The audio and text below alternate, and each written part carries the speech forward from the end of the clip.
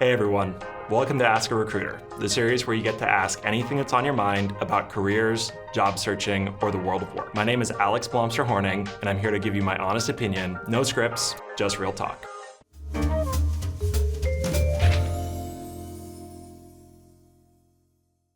What do you look at when reviewing a resume? There's a lot of different things that we look at, especially with university recruiting, grad dates, degree types, previous experiences, extracurriculars, all of those are really important. But the biggest thing that I've seen for every resume that I look through is I'm looking for quantifiable impact statements. So I'm looking for some accomplishment that you've done in a previous role or in your previous experience that had some tangible impact to that group or that job. What makes a candidate's resume stick out in the first 10 seconds? Honestly, if it's easy to navigate. I think some people try to spend too much time making their resume pretty versus transferring the information that I need to review in order to make a decision. Previous jobs are the most important thing because those are where 70% of the transferable skills for the role that we have are going to come from. And then after that, it's the extracurriculars, and let me see not just what have you done, but how have you gone about doing it? Are you a team player? Do you go things alone, or do you bring people along?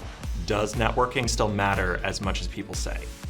Absolutely, it 100% matters. Being able to have somebody that is either in the role that you're looking at or is a hiring manager for the position that you're interested in, being able to speak to your specific skills and interests and see how good of a fit you are, that matters quite a lot these days. Should candidates tailor their resume for every application?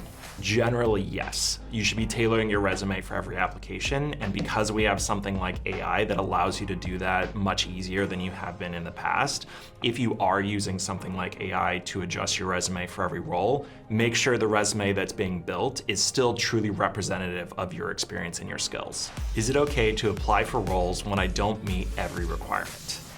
Absolutely. Looking at a job description, there's no way to know what the most important skills for that particular role is. That's something that the recruiter and the manager and the interviewers on the other side of the table know a little bit more about. So if you think you're even 70% of the role fit, I would highly recommend still applying. Are certifications still valuable in today's market?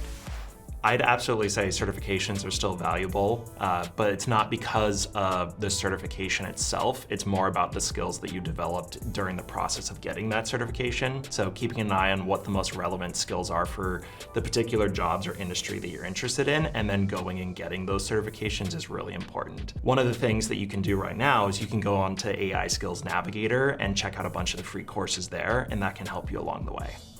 Are there things you should never do in a job interview? Yes, absolutely. One thing we're seeing a lot of people do is they're using AI to inauthentically represent themselves in the interview process. So I always highly recommend adhering to the candidate code of conduct and only using AI tools for the preparation portion of the application process. Once you get into the interview, making sure you just authentically represent yourself and answer the questions that you're given to the best of your ability. I can tell you this year I've gotten quite a lot of somebody came in and they had no idea what the answer to the question was, and then 2 seconds later they had the perfectly formulated answer while clearly reading line by line on another screen. It usually doesn't bode well. Do interviewers really notice body language on video calls? Sometimes yes. Really the big area right now is when people are clearly reading on a video call versus sitting there and answering the question, but for the most part outside of that, it's not super important. What's the best way for a student to follow up without being annoying? Honestly, following up isn't annoying at all. Is it normal for hiring processes to take several weeks? Yeah, absolutely. Your individual process may not take a whole lot of time, but one of the big things that we're constantly trying to do is to have all of the key steps happen relatively at the same time so that we can keep the group going. From posting to getting a hire, I'd say average timeline's probably about 60 days. Do recruiters keep strong candidates in mind for future roles?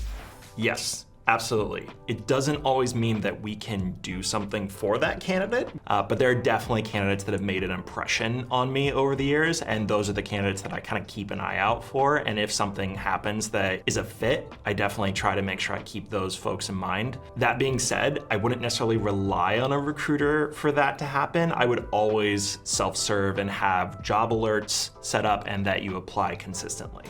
Is it worth connecting with interviewers on LinkedIn afterwards? Absolutely, every single time, 100%. I cannot tell you the number of times where they've gone through an interview process, they didn't end up getting the role there, but they connected with the interviewers and they had made an impression on that interviewer, and then fast forward 1, 2, 3, 4 years later, and when they're looking for another job, that interviewer reaches out to them and they end up getting that next role. So making those connections is always incredibly invaluable. I'm Alex, Microsoft Early in Professions recruiter. Thanks for watching. If you want a great place to build your skills, Microsoft Learn offers guided paths that walk you through these topics step by step. Explore, learn, and empower yourself to stand out in today's competitive job market.